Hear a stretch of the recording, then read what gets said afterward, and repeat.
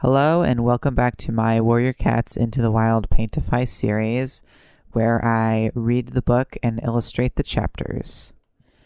Today we are on Chapter 9. "I'd go and see to Yellowfang if I were you," whispered Greypaw as Longtail strode away. "She doesn't look very happy." Firepaw glanced over at the old she-cat.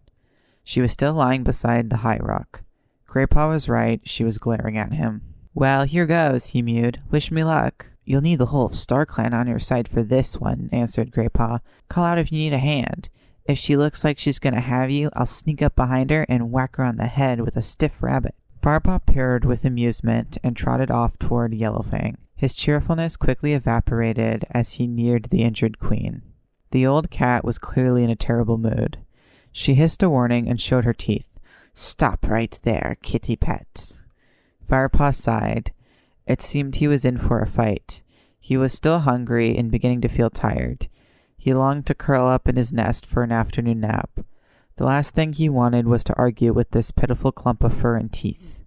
"You can call me what you like," he mewed wearily. "I'm just following Blue Star's orders." "You are a kitty pet, though, aren't you?" Yellowfang wheezed. "She's tired, too," Firepaw thought.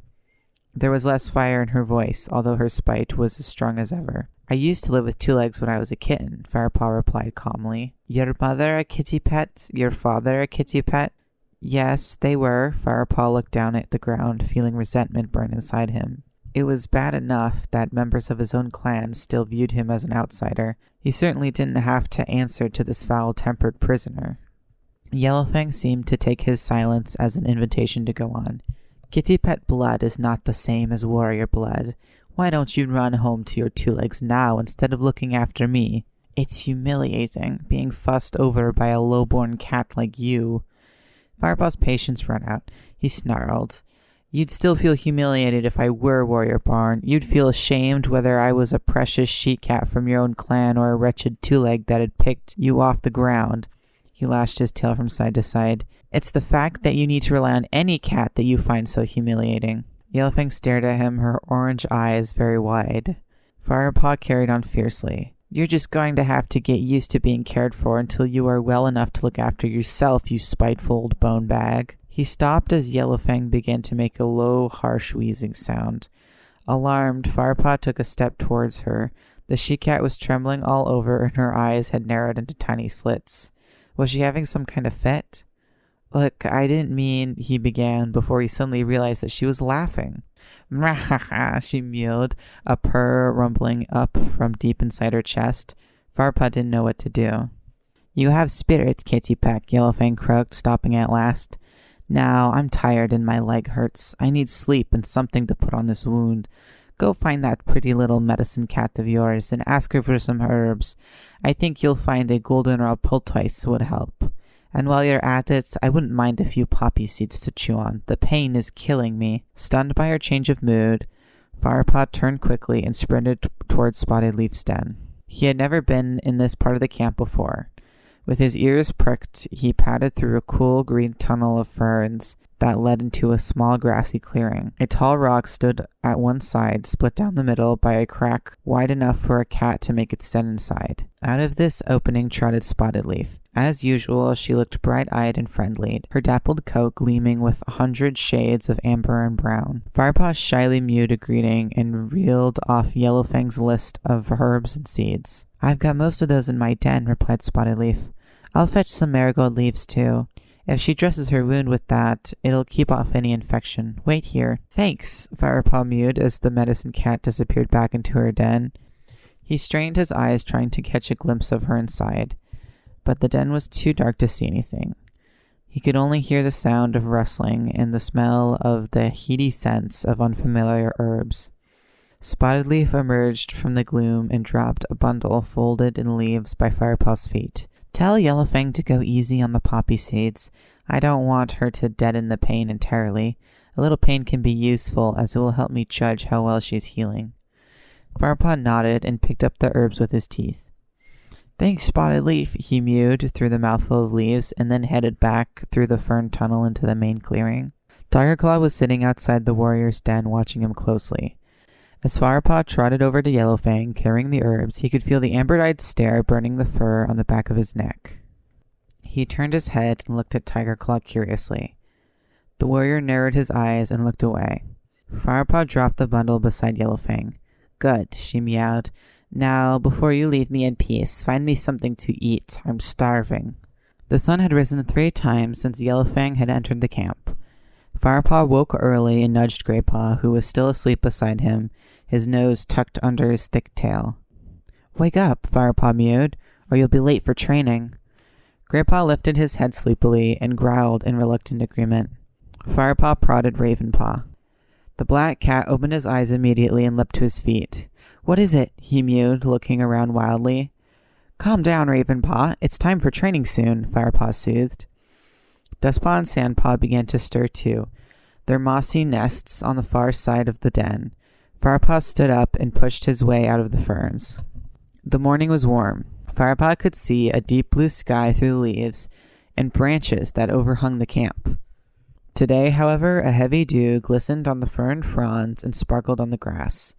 Firepaw sniffed the air. Greenleaf was drawing to a close, and soon it would start to feel colder. He lay down and rolled into the earth beside the tree stump, stretching his legs and tipping his head back to rub it on the cool ground. Then he flipped over onto his side and looked across the clearing to see if Yellowfang was awake yet. She had been given a resting place at the other end of the fallen tree where the elders gathered to eat.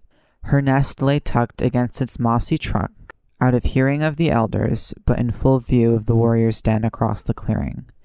Firepaw could just see a mound of pale gray fur rising and falling in time to a gentle rumble of sleep. Greypaw trotted out of the den behind him, followed by Sandpaw and Dustpaw.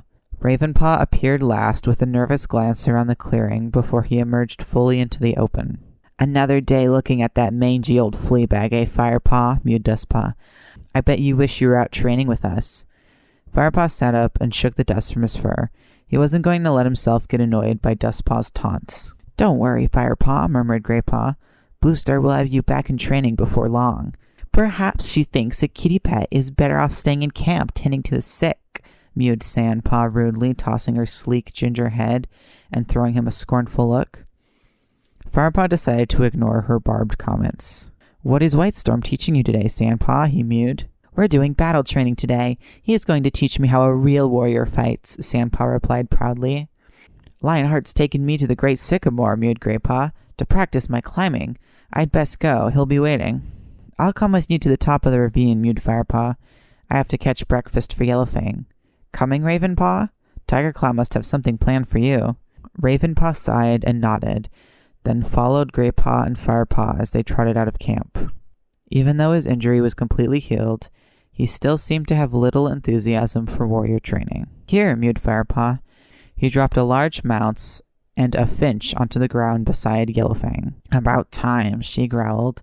The she-cat had still been sleeping when Firepaw had entered the camp after his hunting trip, but the smell of fresh kale must have woken her. For now, she had pulled herself into a sitting position. She dropped her head and hungrily gulped down Firepaw's offerings. She had developed a massive appetite as her strength returned. Her wound was healing well, but her temper remained as fierce and unpredictable as ever. She finished her meal and complained, "The base of my tail itches like fury, but I can't reach it. Give it a wash, will you?" With an inward shudder, Firepaw crouched down and set to work. As he cracked the plump fleas between his teeth, he noticed a gang of small kits tumbling in the dusty earth nearby. They were mauling each other and play fighting, sometimes quite viciously. Yellowfang, who had closed her eyes as Firepaw groomed her, half opened one eye to observe the kits as they played. To his surprise, Firepaw felt her spine stiffen beneath his teeth. He listened for a moment to the tiny yelps and squeaks of the kits. "Feel my teeth, Broken Star," mewed one small tabby. He leapt onto the back of a little gray and white kit who was pretending to be the Shadow Clan leader. The 2 kits bundled towards the high rock. Suddenly, the gray and white kit gave a mighty heave and flung the tabby from his back.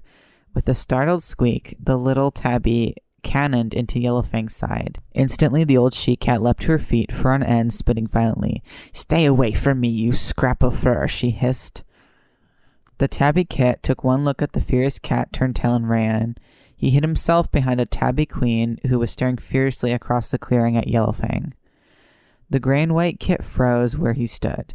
Then, paw by paw, he cautiously backed away towards the safety of the nursery. Yellowfang's reaction had shocked Firepaw.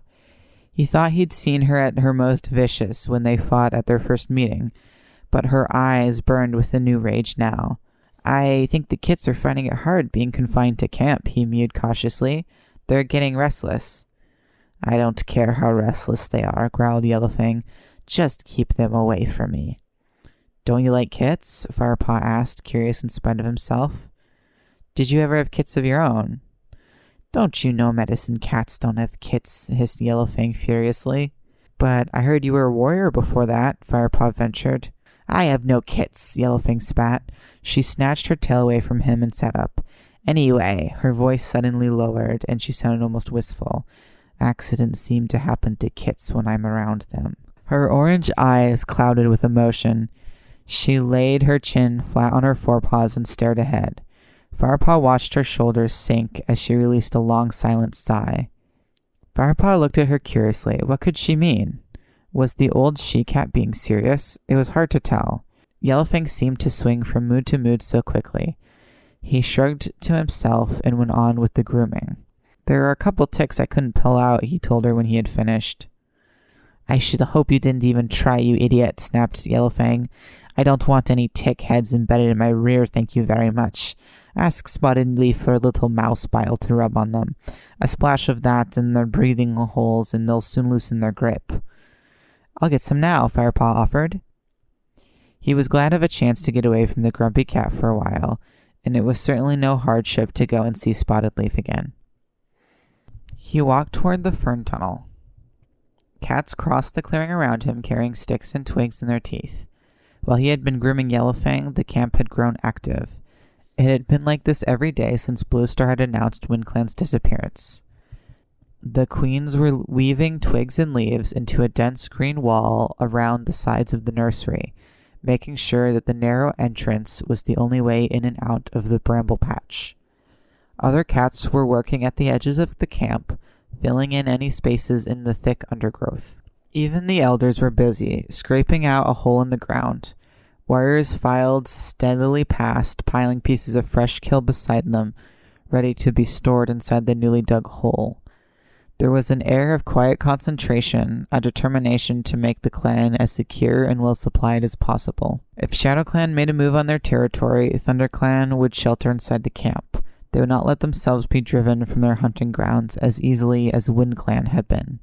Darkstripe, Longtail, Willowpet, and Dustpaw were waiting silently at the camp entrance. Their eyes were fixed on the opening to the gorse tunnel. A patrol was just returning, dusty and paw-sore. As soon as the warriors entered the camp, Darkstripe and his companions approached and exchanged words with them. Then they quickly slipped out of camp. ThunderClan's borders were not being left unguarded for a moment. Firepaw headed down the fern tunnel that led to Spotted Leaf's den. As he entered the clearing, you could see Spotted Leaf was preparing some sweet-smelling herbs. Can I have some mouse bile for Yellowfang's ticks? Firepaw mewed. In a moment, replied Spotted Leaf, pawing 2 piles of herbs together and mixing the fragrant heap with one delicately extended claw. Busy? Firepaw asked, settling down on a warm patch of earth. I want to be prepared for any casualties, Spotted Leaf murmured, glancing up at him with her clear amber eyes. Firepaw met her gaze for a moment, then looked away, an uncomfortable feeling pricking his fur. Spotted Leaf turned her attention back to the herbs. Firepaw waited, happy to sit quietly and watch her work. Right, she mewed at last. What was it you wanted? Mouse bile? Yes, please. Firepaw stood up and stretched each back leg in turn. The sun had warmed his fur and made him feel sleepy. Spotted Leaf bounded into her den and brought something out. She held it gingerly in her mouth. It was a small wad of moss, dangling on the end of a thin strip of bark. She passed it to Firepaw. He tasted her warm, sweet breath as he took the bark strip between his teeth. The moss is soaked in bile, Spotted Leaf explained. Don't get any in your mouth, or you'll have a foul taste for days. Press it onto the ticks and then wash your paws. In a stream, not with your tongue. Firepaw nodded and trotted back to Yellowfang, suddenly feeling cheerful and tingling with energy. Hold still, he mewed to the old she-cat. Carefully he used his forepaws to press the moss onto each tick. You may as well clear away my dirt now. Your paws are already foul, she mewed when he had finished. I'm going to take a nap. She yawned, revealing her blackened and broken teeth. The warmth of the day was making her sleepy too. Then you can go and do whatever it is you apprentices do, she murmured. When Firepaw had cleared away Yellowfang's dirt, he left her dozing and made his way to the gorse tunnel. He was keen to get to the stream and rinse his paws. Firepaw, a voice called from the side of the clearing. Firepaw turned. It was Halftail. Where are you off to? Meowed the old cat curiously. You ought to be helping with the preparations. I've just been putting mouse bile on Yellowfang's ticks, replied Firepaw. Amusement flickered through Halftail's whiskers. So now you're off to the nearest stream. Well, don't come back without fresh kill. We need as much as we can find. Yes, Halftail, Firepaw replied. He made his way out of the camp and up the side of the ravine. He trotted down to the stream where he and Greypaw had hunted on the day he had found Yellowfang. Without hesitating, he jumped down into the cold, clear water. It came up to his haunches and wet his belly fur. The shock made him gasp, and he shivered. A rustle in the bushes above him made him look up. Although the familiar scent that reached his nose told him that there was nothing to be alarmed about. What are you doing in there? Greypaw and Ravenpaw were standing looking at him as if he were mad. Mouse bile, Firepaw grimaced. Don't ask. Where are Lionheart and Tigerclaw? They've just gone to join the next patrol, answered Greypaw. They ordered us to spend the rest of the afternoon hunting. Halftail told me the same thing, Firepaw mewed, flinching as a chilly current of water rushed around his paws. Everyone's busy back at camp. You'd think we were about to be attacked at any moment. He climbed up onto the bank, dripping. Who says we won't be? Mewed Ravenpaw, his eyes flicking from side to side as if he expected an enemy patrol to leap out of the bushes at any time. Firepaw looked at the heap of fresh kill that was piled beside the two apprentices. Looks like you've done all right today, he mewed. Yeah, mewed Greypaw proudly, and we've still got the rest of the afternoon to hunt. Do you want to join us? You bet, Firepaw purred. He gave himself a final shake, then bounded into the undergrowth after his friends. Firepaw could tell that the cats back at camp were impressed with the amount of prey the three apprentices had managed to catch during their afternoon hunt. They were welcomed back with high tails and friendly nuzzles. It took them 4 journeys to carry their bumper catch to the storage hole the elders had dug. Lionheart and Tigerclaw had just returned with their patrol, as Firepaw, Greypaw, and Ravenpaw carried the last of their load into camp. Well done, you three, meowed Lionheart.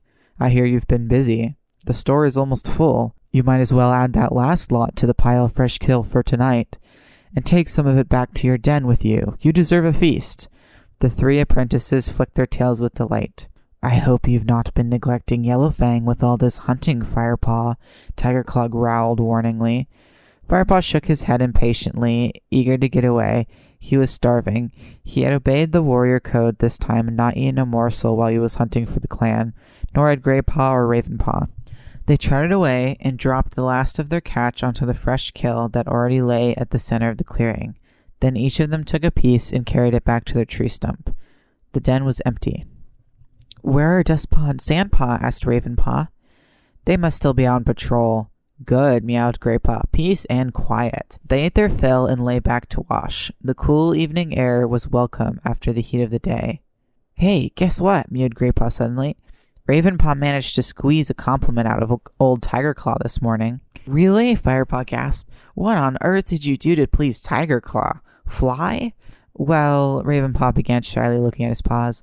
I caught a crow. How'd you manage that? Firepaw mewed, impressed. It was an old one, Ravenpaw admitted modestly. But it was huge, added Greypaw. Even Tigerclaw couldn't find fault with that. He's been in such a bad mood since Blue Star took you on as her apprentice. He looked his paw thoughtfully for a moment. Hang on, make that since Lionheart was made deputy. He's just worried about Shadow Clan and the extra patrols, mewed Ravenpaw hastily. You should try not to annoy him. Their conversation was interrupted by a loud yellow on the other side of the clearing. Oh no, Firepaw groaned, getting to his paws. I forgot to take Yellowfang her share. You wait here, mewed Greypaw, leaping up. I'll take her something. No, I'd better go, Firepaw protested. This is my punishment, not yours. No one will notice, argued Greypaw. They're all busy eating. You know me, quiet as a mouse, quick as a fish. Wait here. Firepaw sat down again, unable to hide his relief. He watched his friend trot away from the tree stump to the pile of fresh kill. As if he were carrying out orders, Greypaw confidently picked out the 2 juiciest-looking mice. Quickly, he began to pad across the clearing towards Yellowfang. Stop, Greypaw, a loud growl rumbled from the entrance to the warrior's den. Tigerclaw strode out and marched over to Greypaw. Where are you taking those mice? He demanded. With a sinking feeling in his stomach, Firepaw watched, helpless, from the tree stump. Beside him, Ravenpaw froze mid-chew and crouched over his meal with his eyes wider than ever. Greypaw dropped the mice and shuffled his paws uncomfortably. Not helping young Firepaw by feeding that greedy traitor over there, are you? Firepaw watched Greypaw study his paws for a moment. Finally, he replied, I was just feeling hungry. I was gonna take them off and eat them by myself. If I let that pair get a look in, he glanced at Firepaw and Ravenpaw, they'll leave me with nothing but bones and fur. Oh, really? Meowed Tigerclaw. Well, if you're so hungry, you might as well eat them here and now. But Greypaw began, looking up at the senior warrior in alarm. Now, growled Tigerclaw. Greypaw bent his head quickly and began to eat the mice. He demolished the first one in a couple of bites and swallowed it quickly. The second mouse took longer for him to eat. Firepaw thought he'd never manage to swallow it, and his own stomach clenched in sympathy, but eventually Greypaw gave a final difficult gulp, and the last bit of mouse disappeared. Better now? Asked Tigerclaw, his voice smooth with mock sympathy. Much, replied Greypaw, stifling a burp. Good. Tigerclaw stalked off again back to his den. Greypaw slunk uncomfortably back to Firepaw and Ravenpaw. Thanks, Greypaw, Firepaw mewed, gratefully nudging his friend's soft fur. That was quick thinking. The noise of Yellowfang's yowl rose into the air once more. Firepaw sighed and got to his paws. He would make sure he took her enough to see her through the night. He wanted to turn in early. His stomach was full and his paws were tired. Are you okay, Greypaw? He asked as he turned to leave. Aww, moaned Greypaw. He was hunched in a low crouch, squinting with pain. I've eaten too much. Go see Spotted Leaf, Firepaw suggested. I'm sure she'll find something to help. I hope so, mewed Greypaw, tottering slowly away. Firepaw wanted to watch him go, until another angry yell from Yellowfang sent him sprinting across the clearing.